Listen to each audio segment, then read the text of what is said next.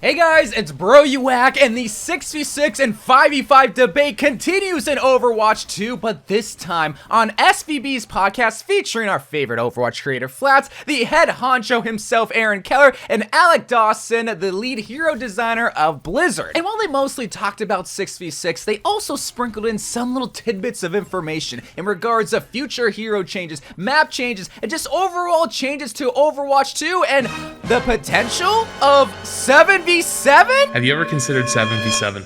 So not that seriously. Okay, so maybe 7v7 wasn't taken as serious as some people would like to imagine, but I do find it funny how they actually addressed it and gave a serious answer. So today we're gonna talk about everything that was notable from that hour-and-a-half interview, but also talk about why Blizzard isn't so gung-ho about adding 6v6 back into the game, and just kind of give the real reason why they're so hesitant. But if you haven't been keeping up with this whole 6v6 journey, well, I guess it technically started at the launch of Overwatch 2, it really began with Aaron Keller's 10-page blog post where they finally addressed 6v6 and how Blizzard plans to at least try to implement 6v6 in some way, shape, or form in the future. But based on this interview and based on the blog post, you just know that there's going to be some sort of 6v6 test mode, whether it is going to be a quick play hack like we've seen before, or an arcade mode, so that it's a long period type of test to really gauge and get results of how people truly feel about 6v6. And Flats and SVB actually asked them, okay, well, what would happen if people love the 6v6 test, and what would happen if people hate the 6v6 test? And this is what Aaron had to say. Let's say we were to run some 6v6 tests and the community wasn't really that excited for it, or it was a very split thing. We would probably continue to put work into it, but maybe not at the same pace as the version where it's like, hey, everybody's just flocking to that. Like you see like the popularity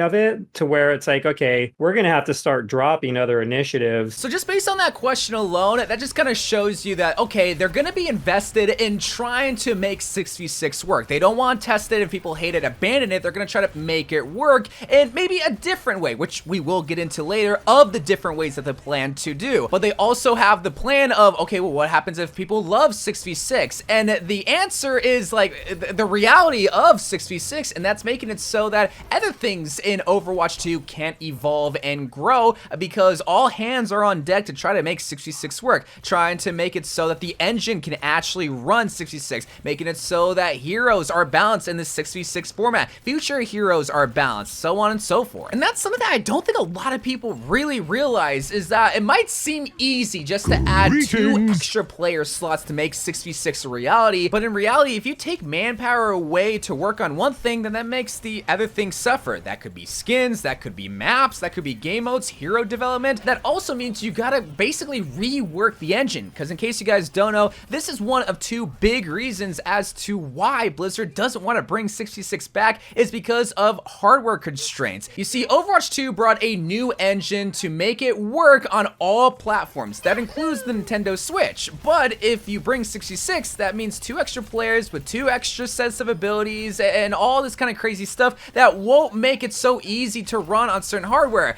basically the Switch. But that was one major reason, but the real reason, like the biggest real reason as to why Blizzard really does not F with 6v6, which was kind of alluded in the blog post, but definitely alluded to in this interview, is queue times. Queue time issue, fast queue times helped with queue time. We discussed queue times as a big problem. Shorten the queue. Queue times would go down. Queue times suddenly went down. Queue times. It's all about queue times. And that's really the real reason why they just don't want to go full gun-ho with 6v6, is because they saw how much shorter the queue times were when they brought 5v5 into Overwatch 2, and they don't want people to be sitting in 7 to 9 minute queues. And even Aaron Keller said himself that some people say they would be willing to wait in queues, but they wouldn't. A lot of people aren't going to wait that long. It is a long time to not be actually playing the game. And Aaron Keller even compared the hyper-competitiveness of Overwatch to other competitive games. Like if it was on a spectrum, let's say a hyper-competitive game like CSGO is at a 10 and a not hyper-competitive game like Mario Party is a 1. In CSGO, if you had long queue times, it really wouldn't matter because a fair balanced game is a lot more valued than say something like Mario Party if it somehow had queue times where you just gotta get into games quicker rather than having a balanced game. And so now the dilemma is Blizzard is having to figure out where Overwatch falls on the spectrum. Like, is it super casual like Mario Party? Well, obviously not. Is it super hyper competitive like CSGO and like League of Legends? Well, really no, because more people play quick play than competitive. So obviously there's a more casual experience when it comes to Overwatch. So now Blizzard has this dilemma of how much time are we willing to let players just sit in a lobby not playing the game? Like, are we going to sacrifice a quality match for quantity or quantity for quality matches? And by adding 6v6, i.e. adding another tank slot, that just means the queue times are going to go right back up because not only is there another player needed, but there's not enough tank players. There's just not. DPS is always the go-to role, and support is probably the second role. So adding a tank slot is just going to ruin the queue time experience for sure, but would it ruin the gameplay experience? Well, that's where other experiments come in, where Aaron Keller and Alec actually talked about other possibilities of not necessarily 6v6 or I guess 7v7, but rather a variation of 5v5. And they talked about this idea of a hybrid open queue. Are certain people locked into the roles of the game? Like maybe 3 of them are, so you always have to have a tank, a support, and a DPS at least, and then 2 flex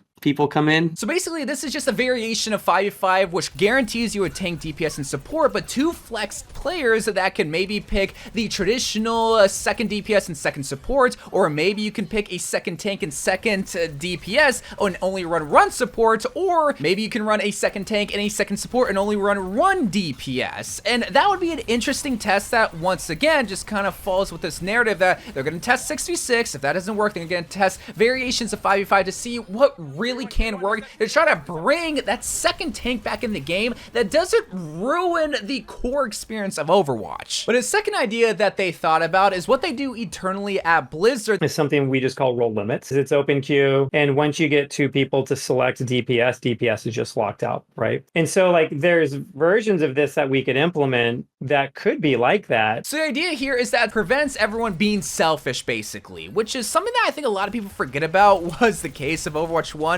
Everyone wanted to play DPS. I mean, that's the reason why the queue times are so long, is because there's way more DPS than there are support and especially tank players. But once the 2 selfish DPS players insta-lock the DPS, that means the other 3 players are kind of free to pick whatever they want to pick as long as it's a tank or a support. You don't have to have a support or a tank on your team. And that's why it's a little bit different than the hybrid open queue where you always have a tank, DPS, and a support. And I think that would be very interesting to see because it solves the problem of selfishness, but it still kind of enforces this balanced composition where you get a tank and a support, which was the common problem of OG Overwatch. But overall, what I think a lot of these ideas are supposed to do are ultimately like shut us up. Like once they bring these ideas and then once we try them and then not stick with them, Blizzard's gonna be like, see, we told you, you didn't really care about 6v6 because they even experienced this in other regions from around the world. Like Aaron Keller brought up how when it comes to the Asian player base, they tell them to literally like shut up about 6v6. We get feedback sometimes, let's say we're talking like to our Korean players where they might be like, can you please stop talking about this? Can you please stop talking about 6v6 and just get on with 5v5? Then they bring up the fact that there's so many people still logging into Overwatch 2 constantly and this format is sticking to them. We've got like millions of players every day logging in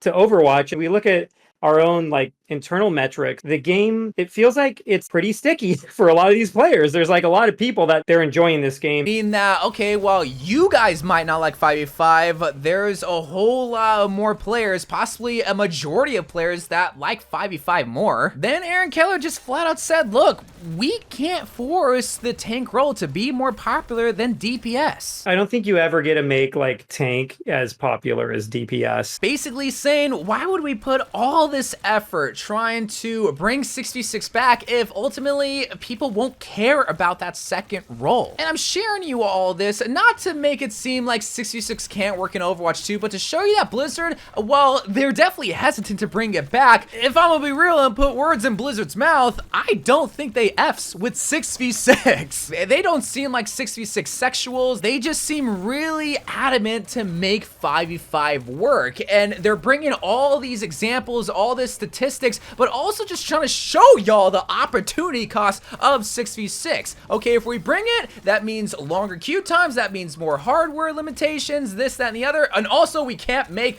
other things in Overwatch 2, but tank counter swapping won't be a thing and you get your best friend back. Like what is really going to be the value and opportunity cost here? But in this whole entire 90-minute interview that was full of theory crafting and ideas for the future of Overwatch 2, there was one thing that was guaranteed to come next season. And that's Lifeweaver changes. There's Lifeweaver changes I'm excited about coming to the next patch. It's so funny how in the 6v6 interview, somehow Lifeweaver changes made its way into this conversation. So yeah, if you're a Lifeweaver main and you like 6v6, then you're going to be eating. But if you're just a 6v6 sexual, just know there's going to be tons of testings and possible quick play hack modes and variations of 5v5 to come in the next couple of seasons, which is a great thing. It's a good thing so that people can try it out and then realize, maybe I'm looking at this through rose tinted colored glasses. If there is one game mode, whether it's a 66 or a 5v5 variant that works out better than this current format, that gets people to actually enjoy Overwatch 2, then I'm all for it, because I'm not a 6v6 sexual, I'm not a 5v5 sexual, I'm just an Overwatch 2 sexual. That sounds weird, but you know what I'm trying to say. But until they bring these tests, let me know what you think about these ideas and what ideas you want them to test out in the future. But until then, I love you guys. Thank you guys for watching more Overwatch 2 videos to come, and bye.